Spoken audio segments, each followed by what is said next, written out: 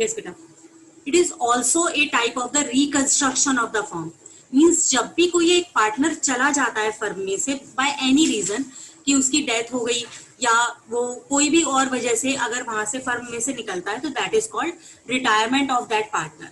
ठीक है, तो यहाँ पर ये वो रिटायर तभी हो सकता है या तो if there is an agreement. ऐसा नहीं है कि तुम्हारा जब मन करे आप फर्म में से रिटायर हो जाओगे, या तो आपने इस बात का पहले से एग्रीमेंट किया होगा कि कोई टाइम बाउंडेशन नहीं है, जब भी कोई पार्टनर अपने लिए बोलेगा तभी वो पार्टनर रिटायर हो सकता है, एग्रीमेंट है उनके बीच में, अगर ऐसा हो।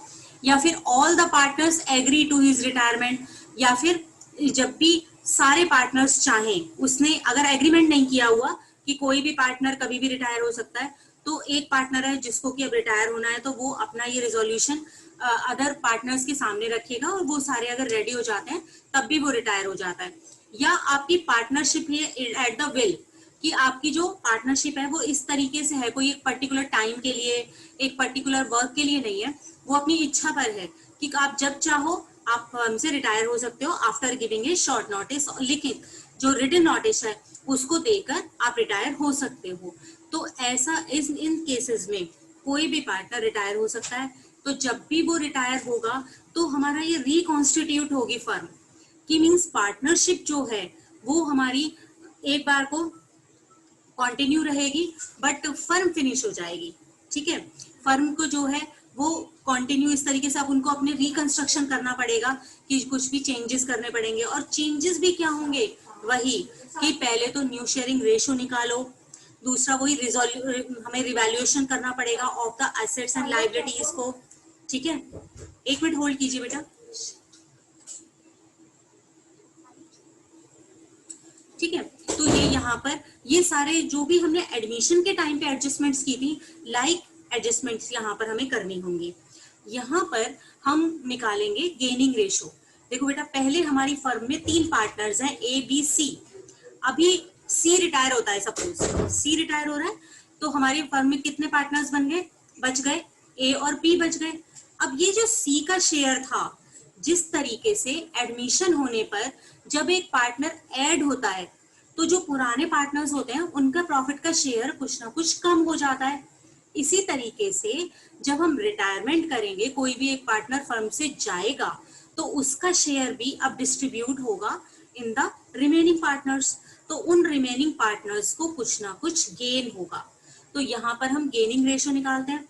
तो सैक्रिफाइस रेशो क्या होती थी हमारी, ओल्ड माइनस न्यू, क्योंकि ओल्ड ज्यादा होता था और न्यू पार्टनर के आने से हमारी वैल्यू, हमारे जो प्रॉफिट का शेयर है वो कम हो जाता था, तो हम सैक्रिफाइस कितना किया वो निकालते थे। लेकिन जब हम बात करेंगे रिटायरमेंट की, तो यहाँ पर आप निकालोगे गेनिंग रेशो, गेन कितना हुआ है।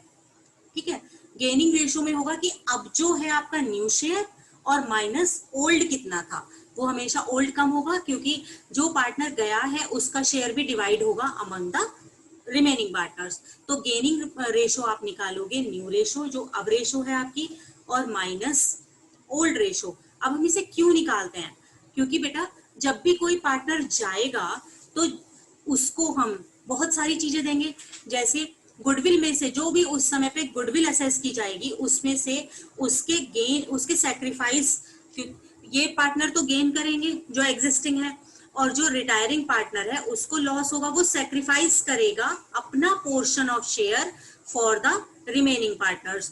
तो जब ये सैक्रिफाइस कर रहा है क्योंकि अब इसे नहीं मिलना आगे पार्ट अपना, तो गुडविल का शेयर या फिर रिवैल्यूएशन किया जाएगा, उसमें अगर कोई प्रॉफिट हुआ था है वो शेयर, या फिर कोई एक्यूमुलेटेड प्रॉफिट्स हैं जैसे जर्नल रिजर्व हो गया और प्रॉफिट एंड लॉस हो, जो कि वो तब अराइज किया गया था, तब एक्यूमुलेट किया गया था जब वो भी पार्टनर था, इनमें उसके प्रॉफिट्स भी शामिल हैं, तो at the time of retirement उसे उनमें से उनका हिस्सा दे दिया जाएगा। ठीक है, तो इस तरीके से सारी चीजों को हम उसे कितना देंगे, कौन कितना देगा, इसके लिए हम निकालते हैं कि किस पार्टनर ने, जो पार्टनर्स हैं ये रिमेनिंग पार्टनर्स, ये कितना गेन कर रहे हैं, ये उतना ही पोर्शन उसे देंगे जितना कि ये गेन कर रहे होंगे। ठीक है, मतलब जितना गेन कर रहे हो उसी के बराबर पोर्शन उसको सैक्रिफाइसिंग पार्टनर को उतना पार्ट में देना है। तो यहाँ पर आगे हम करते हैं liability of the retiring partner. ये उसकी लाइबिलिटीज क्या होती हैं। अगर कोई रिटायरिंग पार्टनर है तो ऐसा नहीं है कि बस वो उसने नोटिस दिया तो और वो फिर रिटायर हो गया। अब तक की जितनी भी लाइबिलिटी है at the time of retiring of the partner, हमारी एक बैलेंस शीट बनती है। बैलेंस शीट में जितने भी क्रेडिटर्स हैं, कोई भी आउटस्टैंडिंग एक्सपेंसेस हैं या कोई और क्लेम है, तो उसके लिए भी रिटायरिंग पार्टनर उस डेट तक के सारे क्रेडिटर्स, आउटस्टैंडिंग एक्सपेंसेस, क्लेम्स या अदर कोई भी लाइबिलिटी है तो उस सब के लिए लाइबल होता है। ठीक है, उसे वो भी चुकाने पड़ेंगे। ऐसा नहीं है कि बस वो हट गया, रिमूव हो गया वहां पार्टनरशिप से और उसकी सारी रिस्पॉन्सिबिलिटीज या सारी जितनी भी लाइबिलिटीज है वो उसकी फिनिश हो जाएंगी, ऐसा नहीं है। अब दूसरा एक और चीज आती है, में इवन उसके रिटायर होने के बाद भी उसकी लाइबिलिटीज अगर रहती हैं।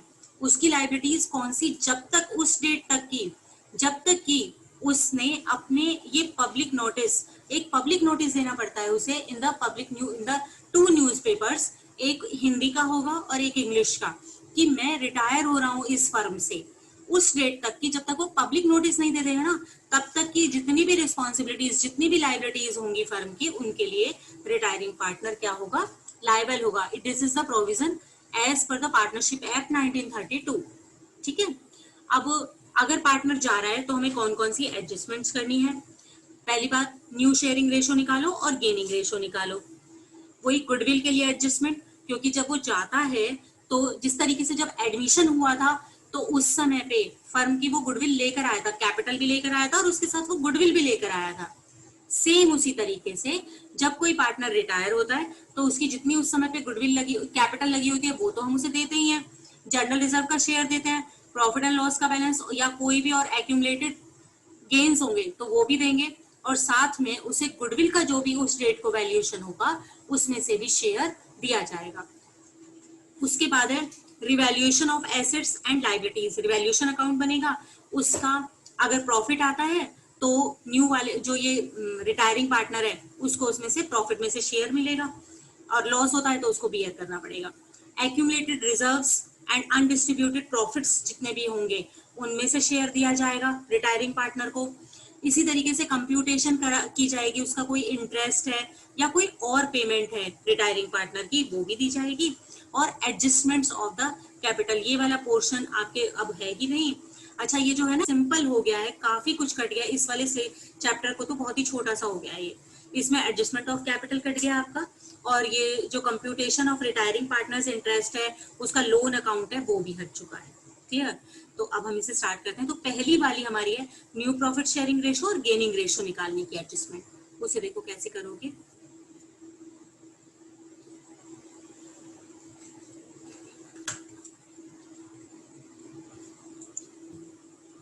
देखिए बेटा, पहली बात एक सिंपल, अगर सपोज 3 पार्टनर्स हैं ए बी सी, उनका पहले रेशो है 3:1। अगर हमें गिवन है कि ए रिटायर्स और इसके अलावा कुछ भी नहीं कहा हुआ, ना तो कोई न्यू रेशो दिया हुआ है, कुछ भी नहीं, तो सिर्फ ये कहा है, तो अब जो रिमेनिंग पार्टनर है ना बी एंड सी, उनका ratio, new ratio that will be 2:1। सिर्फ इसके पोर्शन को हटा दीजिए और जो इनका रेशो है बी एंड सी का, वही आपका आ जाएगा। तो न्यू रेशो विल बी 2:1। अगर आपको क्वेश्चन में कुछ नहीं कहा हुआ, बस ये कहा हुआ है कि there are 3 partners ABC, their profit sharing ratio is 3:1 and A retires. Clear? तो और कुछ भी नहीं है उसके न्यू शेयर के बारे में, तो उसका पोर्शन आप हटा दोगे। पहले उनका रेशो था 3/6, 2/6 एंड 1/6। अब इसका पोर्शन हमने हटा दिया तो इनका आपस में रेशो है 2:1। It will be the new profit sharing ratio of the remaining partners, और उनका अब शेयरिंग रेशो हो जाएगा 2/3 एंड 1/3। इसी केस में अगर हम ये माने ABC, उनका रेशो है 3:1 एंड बी रिटायर्स, हमारा यहाँ पर बी रिटायर हो रहा है, तो अब जो AC रिमेनिंग पार्टनर्स बचे उनका प्रोपोर्शन कितना है 3:1, तो उनका न्यू रेशो हो जाएगा 3:1। पहले उनका रेशो था 3/6, 2/6 एंड 1/6। अब उनका न्यू रेशो हो जाएगा 3/4 एंड 1/4। मीन सिर्फ उसका पोर्शन हटा दीजिए आप, और जो बाकी का रेशो रहेगा रिमेनिंग पार्टनर्स का, वो उनका जो पहले रेशो था वही अब रहेगा। सी रिटायर होता है, अगर हम सी को हटाएं तो रिमेनिंग पार्टनर्स कौन बचेंगे? A and B. उनका रेशो आपस में कितना है? 3:2। 3:2। तो पहले रेशो था 3/6 एंड 2/6, और अब हो जाएगा 3/5 एंड 2/5। क्लियर? एक तो तरीका इस तरीके से हमारे क्वेश्चंस आते हैं। दूसरा, चलिए हम क्वेश्चन करते हैं, उसी में अपने आप आ जाएंगे। ABC पार्टनर्स हैं, देयर रेशोज आर 1/2, 2/5 एंड 1/10। ठीक है? अब सबसे पहले तो इनका रेशो निकालने के लिए ना उसको इक्वलाइज कीजिए। ये 10 आ गया, 5 और B का हो गया 4 and 1, means their ratios are 5/10, 4/10 and 1/10। आगे वो बोल रहे हैं find the new profit sharing ratio remaining partners if the A retire, B retire and C retire. वही मैंने आपको अभी कराया कि अगर A रिटायर होता है, इसका पोर्शन हमने हटा दिया, ये पोर्शन इसका हट जाएगा, and new ratio between the B and C ये हो जाएगा 4:1। अगर B रिटायर होता है, इसको हटा दीजिए, और A एंड C उनका रेशो आपका कितना हो जाएगा 5:1। अगर C रिटायर होता है तो remaining partners are A and B और उनका रेशो है 5:4। ठीक है? 5/4 एंड 4/9, वो 5/9 एंड 4/9। ठीक है? ये वाला हमारा हो गया। आगे देखिए बेटा, क्लियर है ये सभी को? And there profit sharing ratio 5:3:2। B retire हो रहा है, his share is taken up by the A and C in the ratio 2:1। Means उसका जो भी शेयर था, पहले उसका शेयर है 5/10, 3/10 एंड 2/10, इनके ओल्ड रेशोज है, और जो B का शेयर है 3/10 that is taken over by the A and C in the ratio 2:1। Means A का न्यू रेशो अगर आप निकालोगे तो A का रेशो हो जाएगा, A और C का रेशो हमें न्यू वाला निकालना है। A का पहले से ही शेयर था 5/10, तो पहले से ही था, और C को 2/10 पहले से मिल रहा था। इसके अलावा इनको B का भी शेयर मिलेगा। B का शेयर कितना मिलेगा? जो B का शेयर था उसका 2:1 में, मीन्स 2/3 A को मिल जाएगा, और उसके शेयर का, यानी कि जो B है उसके शेयर का 1/3 किसको मिल जाएगा? C को। तो इट विल कम 5/10 प्लस 6/30। आगे करोगे एलसीएम 30 आ जाएगा, एंड 3 और 6 15 प्लस 6, तो A का शेयर हो गया 21/30। आगे यहाँ पर 2/10 plus 3/30,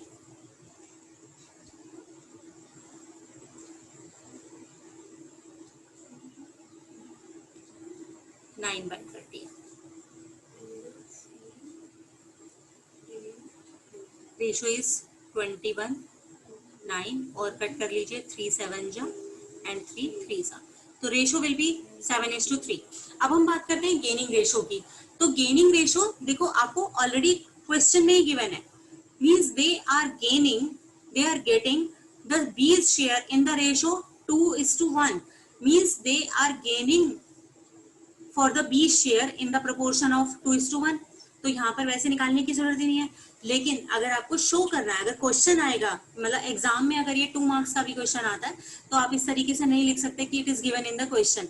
you have to follow, you have to do it as per the formula.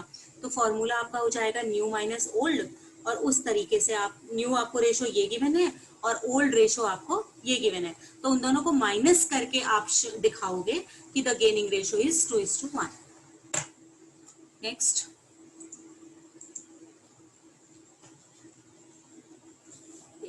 A, B, C and their profit sharing ratio is 2:1 and B retire हो रहा है, share is taken over by the C। Simple, कुछ भी नहीं है कि पहले उनका 2/5, 2/5 और 1/5 था, अब जब B जा रहा है तो उसका 2/5 C ले रहा है, तो C का ऑलरेडी 1/5 है और 2/5 और ले लिया, तो C का शेयर हो गया 3/5, और तो 2A और C, A and C, A का शेयर 2/5 एंड C का शेयर 3/5, ये रेशो आ जाएगी उनकी। और गेनिंग रेशो कुछ है ही नहीं, all things are gained by B, केवल बी उसको गेट कर रहा है। तो जो भी बाद में अभी जब हम निकालेंगे तो जितना भी प्रोपोर्शन गुडविल का, रिवैल्यूएशन का, मतलब जो भी दिया जाएगा वो कौन देगा, बी देगा।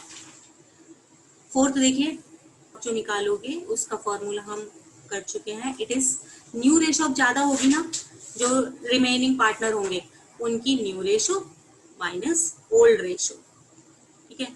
इस तरीके से करके आप ये निकालोगे कि कौन पार्टनर कितना गेन कर रहा है because of retirement of a partner.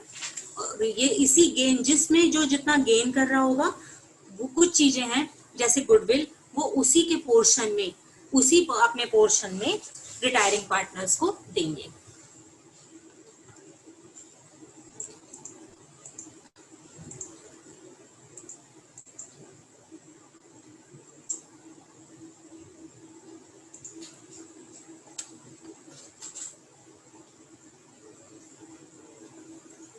Yes बेटा, इलस्ट्रेशन नंबर 5 देखिए, A B C, they are 3 partners, उनका रेशो गिवन है 3:1। Find the gaining ratio when A retire, B retire and C retire. अच्छा जी, एक और चीज देखिए कि जब हमारे इस तरीके से सिंपल क्वेश्चन होते हैं कि जिसमें सिर्फ हमें ओल्ड रेशो दिया हुआ है और ये कह दिया कि ए रिटायर हो रहा है, B retire and C retire, अब इनका न्यू रेशो हम कर रहे हैं कि आपका ए रिटायर हो रहा है, 3/6, 2/6 and 1/6 उनका रेशो है, ए रिटायर हो रहा है, remaining partners will be B and C and their new ratio will be 2:1। Clear? तो सिंपल क्वेश्चंस के केस में आपका जो गेनिंग रेशो आएगा ना, जब हमें कुछ भी और नहीं कहा गया हो, तो वो गेनिंग रेशो भी होगा रिमेनिंग पार्टनर्स का जो न्यू रेशो है, दैट इज 2:1। ये हमेशा इसी तरीके से फॉलो करेगा। अगर सपोज अब हम कहते हैं कि बी रिटायर होता है, तो remaining partners will be A and C and their new ratio will be, B को हटा दीजिए, हमने कहा था कि जो भी रिटायर होता है पार्टनर उसको हटा देते हैं बस, तो ए और सी का रेशो है 3:1, तो यहाँ पर ए और सी का रेशो आया 3:1। सो इनका जो गेनिंग रेशो है ना, वो भी हमारा कितना होगा, 3:1। इस तरीके के क्वेश्चंस में आपको जो भी न्यू रेशो होगा वही आपका गेनिंग रेशो होगा।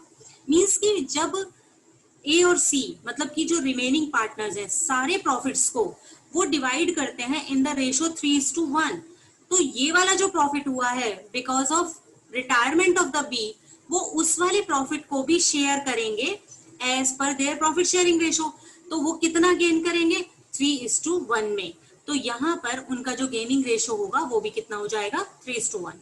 अब सी अगर रिटायर होता है तो remaining partners will be A and B, and A and B का रेशो जो होगा दैट विल बी 3:2। क्लियर? और इनका जो गेनिंग रेशो होगा वो भी आपका कितना हो जाएगा, 3:2। इस तरीके से करोगे। आगे देखिए, X Y Z are the partners, their sharing ratio 1/2, 1/3 and 1/6।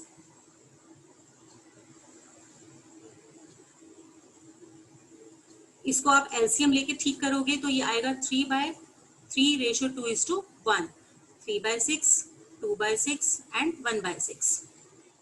Find the gaining ratio and the new profit sharing ratio of the X and Y. Z dies, सिर्फ हमें देखिए बिकॉज ऑफ डेथ वो फर्म से जा रहा है, उस समय पर हमें गेनिंग रेशो निकालनी है। तो यहाँ पर जेड को अभी हमने कर लिया, आप इसे खुद करोगे कि जेड हमारा जा रहा है तो उसकी जो न्यू रेशो हो ही गया क्वेश्चन। एक्स और वाई का जो न्यू रेशो होगा दैट विल बी 3:2 और उनका गेनिंग रेशो भी कितना आ जाएगा, 3:2। आगे देखिए बेटा, कहीं भी किसी को कोई डाउट हो तो बताइएगा, उसे दोबारा से करेंगे, पर ऐसे नहीं है कि हाइड करो और उसे आगे कंटिन्यू करो। Okay,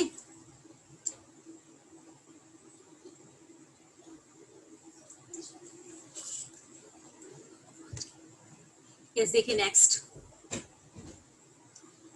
ABC partners, profit sharing ratio 1/2, 3/10 and 1/5, 1/2, 3/10 and 1/5। इन सब का डिनोमिनेटर अगर हम 10 करते हैं तो इसको 5 से डिवाइड, 5 से मल्टीप्लाई करेंगे तो इट विल बिकम 5/10। बी का 3/10 और सी का हो जाएगा 2/10। It is their ratio. आगे देखिए, B retire from the firm, B retire हो रहा है, C agree to share the future profit. अब हमें न्यू रेशो दिया हुआ है 3:2, वेरी सिंपल, 3/5 एंड 2/5। हमें गेनिंग रेशो निकालनी है। गेनिंग रेशो का फॉर्मूला आपको पता है, new ratio minus old ratio. तो ए और सी न्यू पार्टनर्स बचेंगे, उनके न्यू रेशो कितना है 3/5 एंड 2/5। ओल्ड रेशो कितना है 5/10 एंड 2/10। ठीक है, इनको माइनस कर दीजिए, इट विल बी योर। जब हमें एक न्यू रेशो दिया होता है तो कोई प्रॉब्लम ही नहीं है, ओल्ड रेशो में से न्यू रेशो को माइनस कर दो, वो हमारी क्या आ जाएगी, gaining ratio. Next, A B C partners हैं विद द कैपिटल 1,75,000 एंड 50।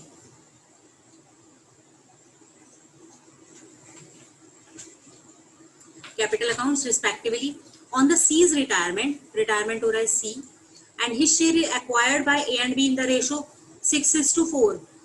देखिए उसका शेयर जितना भी है, अब यहाँ पर देखो आपको कोई शेयर नहीं दिया हुआ, तो एज पर partnership act 1932 when profit sharing ratio is not given you will take it equal. चाहे कैपिटल कम है, ये सिर्फ आपको कैपिटल, यहाँ पर कैपिटल का कोई भी मीनिंग नहीं है इस क्वेश्चन में, सिर्फ आपको ये दिखाया हुआ है कंफ्यूज करने के लिए कि कई बार क्या होता है बच्चे, अगर आपने नहीं पता है तो वो कैपिटल के रेशो में बांट देते हैं, प्रॉफिट को मान लेते हैं, लेकिन नहीं करना है। चाहे किसी पर्सन ने 1 लाख रुपए लगाए हैं और दूसरे पर्सन ने 1 रुपी लगाया है, तो भी if you are in the absence of any provision in the partnership deed regarding the profit ratio then it will be equal. तो आपका जो प्रॉफिट शेयरिंग रेशो होगा वो 1:1:1 रहेगा। और अब 1/3, 1/3 एंड 1/3। उसके बाद कह रहे हैं कि जो भी सी पार्टनर जा रहा है ना, उसके शेयर को वो 4:6:4 में, या इसको कह सकते हैं हम 3:2 में आपस में डिवाइड कर रहे हैं। Calculate the gaining ratio and the new ratio. Gaining ratio automatically is given in the question.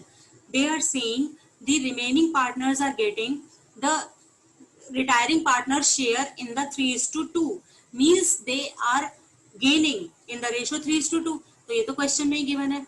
आपको न्यू रेशो निकालनी है। न्यू रेशो कैसे निकालोगे बेटा, न्यू रेशो के लिए आप देखो ए और बी की निकालनी है हमें। बी को पहले से मिल रहा था 1/3, बी को पहले से मिल रहा था 1/3। उसके अलावा उनको और क्या मिलेगा, बिकॉज ऑफ रिटायरमेंट ऑफ सी, सी का जो शेयर है 1/3 जो शेयर है उसका 3/5, ठीक है, 3:2 में डिवाइड कर रहे हैं, 3:5, ये इनका पोर्शन हो जाएगा ए का। तो ए का पोर्शन हुआ 1/3 प्लस 3/15, ठीक है। आगे इसका एलसीएम हमने निकाला, 15 आया, 5 + 3 इट विल बी 8/15। अब यहाँ पर कीजिए, बी का ऑलरेडी पहले से ओल्ड था 1/3 और उसे मिलेगा सी का रेशो 1/3 का 2/5,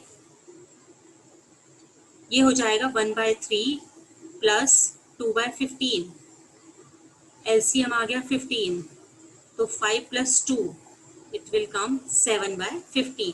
जो न्यू रेशो होगा वो आपका आ जाएगा 8/15 and 7/15। Partners their profit sharing ratio is 4:3:2, Y retire हो रहा है and surrenders 1/9 of his share in favor of X, means X is getting 1/9 of 3/9 of the share 3/, इसका है 4/9, 3/9 and 2/9। Y के शेयर को का 8/9 कौन ले रहा है, X, his share and remaining share in favor of Z, और Z कितना गेट करेगा फिर, Y के शेयर का, Y का शेयर कितना है 3/9, उसके शेयर का देखो, जब 1/9 X ने ले लिया तो कितना बचा 8/9, 8/9 ले लेगा Z, क्लियर, ये X को मिलेगा और ये Z को मिलेगा। अब हम X और Z का न्यू रेशो निकालते हैं। X और Z को पहले कितना मिल रहा था 4/9 एंड 2/9 पहले से मिल रहा था, उसमें और एडिशन क्या हो गया, ये देखिए 1/9 ऑफ 3/9, तो 3/81, और यहां पर 24/81, ठीक है, इनका एलसीएम निकालिए, 81 36 plus 3, it will B 39/81 and यहाँ पर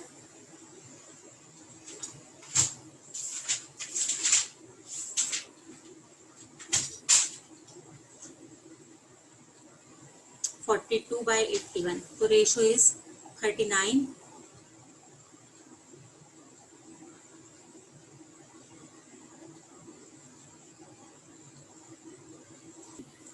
और जो गेनिंग रेशो की बात थी ये हमने न्यूज रेशो तो निकाल ही लिया, ये क्लियर हो गया सभी को कि जो हमारा एक्स था, वाई जो जा रहा है एक्स को कितना मिल रहा है, जेड को कितना मिल रहा है। यहाँ पर गेनिंग रेशो में गिवन ही है कि X is getting 1/9 of Y and ये एक्स गेट कर रहा है और जेड कितना गेट कर रहा है, 8/9 ऑफ जेड कर रहा है 8/9 ऑफ वाई। तो gaining ratio is 1:8. It is already given in the question and you can also calculate this according to the formula. Yes, आगे करते हैं।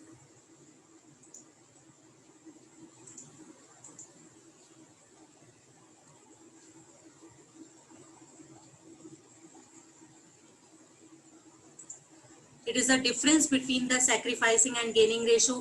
ये आप कर ही लोगे, इसमें कुछ नहीं है कि sacrificing ratio is the ratio we've calculated at the time of admission of the new partner and gaining ratio it is calculated as the portion of the gain. It is a ratio which is remain बेटा एक second हाँ जी, it is a ratio, gaining ratio को बोलेंगे it is a ratio in which remaining partners take the retiring partners share, ठीक है।